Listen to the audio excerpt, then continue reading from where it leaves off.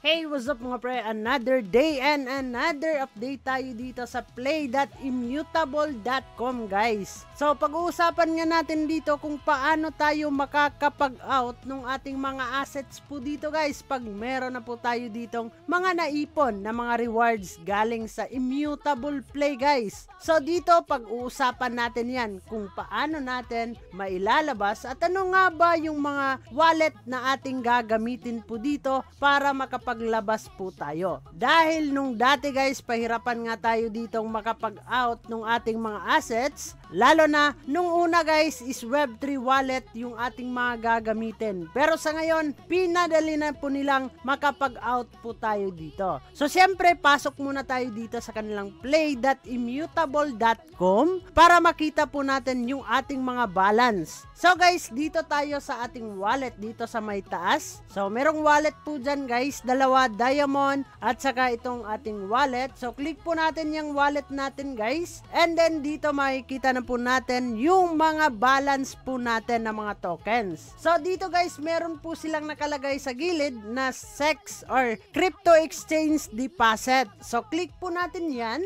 And then dito guys, meron po dyang nakalagay na Binance. So i-change lang po natin yan guys into Immutable ZK EVM. So guys, swap po natin yan and then kailangan i-click po natin itong ATH dito sa taas and then hanapin po natin ang IMX. Kasi IMX yung ating balance po dito guys, no? So syempre kailangan is i-connect po natin yung ating wallet po dito. So click connect wallet and then recently guys, yung Immutable po yung ating i-connect dito. And then guys, lumabas na po yung ating balance dito na 64 IMX token. So and then guys, dito tayo sa 2 or saan natin ilalabas yung ating mga assets po dito. So click po natin itong may Binance, itong may arrow guys. And then popular, ito po yung popular. And then networks, dito guys, merong mga networks dyan. And then dun tayo sa pinakababa guys, merong exchanges po dito. And then marami po tayong pagpipilian dyan like OKX, Binance, Coinbase, KuCoin, Kraken, Binance US, and more pa dito. Pero yung gagamitin ko sa ngayon ay itong Gate.io. So click po natin yung Gate.io guys. And then yung network po natin dito is Ethereum lang. So kailangan natin i-click itong Ethereum token or yung ating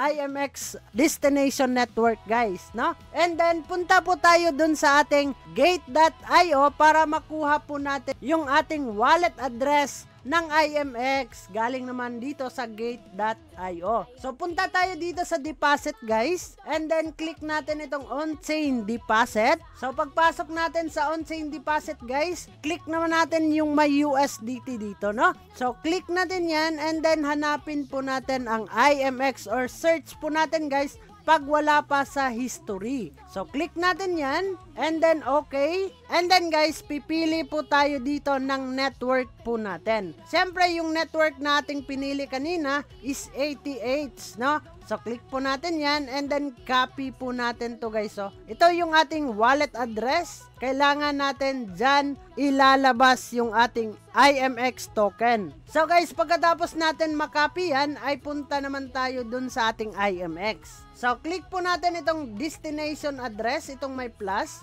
And then ilalagay po natin yung ating address na nakopy doon sa Gate.io or ano man yung gagamitin ninyong wallet po dito. So click natin to guys and then okay na. And then yung ating pipiliin po dito and then maglalagay na po tayo ng amount po dito, no? So lagyan ko lang ng 60 para magkaroon pa ako dito ng gas fee soon kung meron man akong gagamitan. Hindi ko yan lahat ilalabas guys, no? Pero depende po yan sa inyo. Hindi naman yan advisable guys, no? Nasa sa inyo po yan. So click po natin itong swap now. para papasok at mailabas na po natin dito sa ating IMX guys. And then send from wallet. So yung aking makukuha lang dito guys is nasa 57 IMX or nasa total of 29.95 USDT kasi meron po yung gas fee. So guys, click po natin itong send from wallet and then ayan, magko-connect po dito guys sa ating wallet guys, no? So magkakaroon po yan ng confirmation. So ganyan lang, hanapin nyo lang yung email address na pinasok po ninyo dito or yung nakakonect po dito guys. So click po natin yan.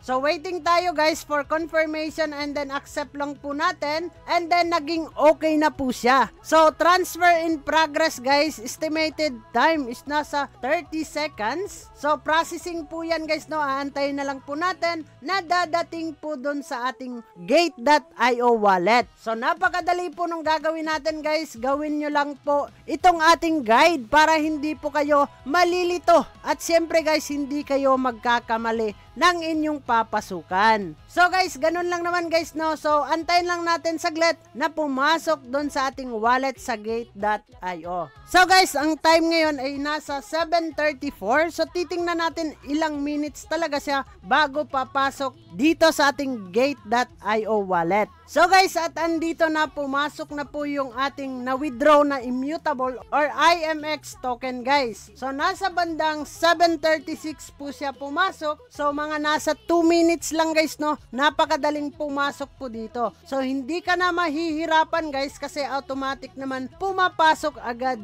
dito sa ating Gate.io wallet. So hope so guys, itong video na to ay makatulong po sa inyo, lalo na kung kayo ay magwi-withdraw or maglalabas ng inyong assets galing dito sa immutable play patungo sa mga exchanges. So yun lang naman yung ating pag-uusapan for today's video guys. Bago natin tatapusin ang video na to, kung bago ka lang dito sa ating YouTube channel, ay huwag kalimutang mag-click subscribe and click the notification bell para ma-update at ma-aware ka sa mga panibago po nating ilalabas na video. So dyan na muna kayo guys. Have a nice day and ingat po tayong lahat. And bye-bye! Ulit laban ulit kung walang atras. Kaya pala matapang, kaya pala matigas. Nasa likod niya palagi mga kaibigan, di